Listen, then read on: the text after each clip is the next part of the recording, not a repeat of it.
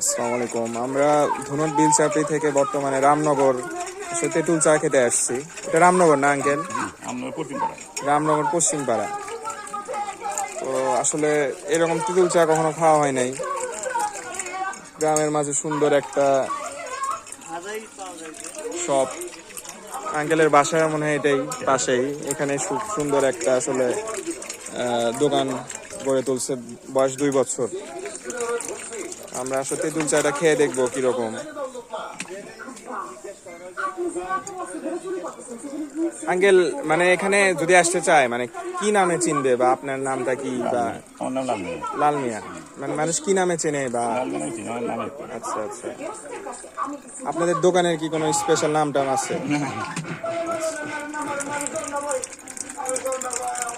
রামনগর লাল মিয়া বললেই হবে যদি আপনারা বিলচাপড়ি ব্রিজে আসেন। যদিও রাস্তা আসলে একটু গাড়ি ঘোড়া আসলে আসার চান্স নাই, বাইক নিয়ে আসাটা বেটার। প্রতি গ্লাস 25 টাকা। আঙ্কেল অনেক ধরনের মশলাই দিল, আমরা দেখতে পাচ্ছি। এরকম চা খাওয়ার সৌভাগ্য আগে কখনো হয় নাই। লাল মরিচের ঘুরে গেল।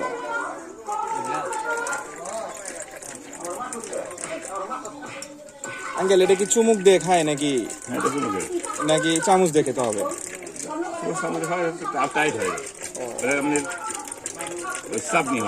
আচ্ছা আচ্ছা। গরমের দিনে শুধু লাল চা আর তেঁতুল চাই পাওয়া যায় আপনার কাছে, বাট শীতের সময় দুধ চাও পাবেন।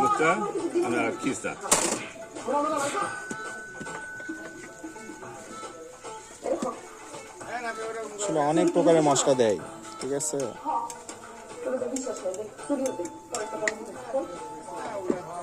আমরা খাওয়ার পরে বুঝতে পারবো আসলে টেস্টটা কিরকম। আঙ্কেল এই এক চাতে তাও কত প্রকারের মশলা আসে? আপনি 31 প্রকার। 31 প্রকার এক চায় আসে আপনার এই তেঁতুল চায়। 31 প্রকারের মশলা চিন্তা করতেছেন আঙ্কেল? ডিসেম্বর মাসে নাকি আরো বাড়াবে। তো আসলে এই 31 প্রকার মশলার চা আপনার 25 টাকা গ্লাস। আমার মনে হয় ট্রাই করা উচিত, যদিও আমরা আসলে না খেয়ে বুঝতে পারতেছি না।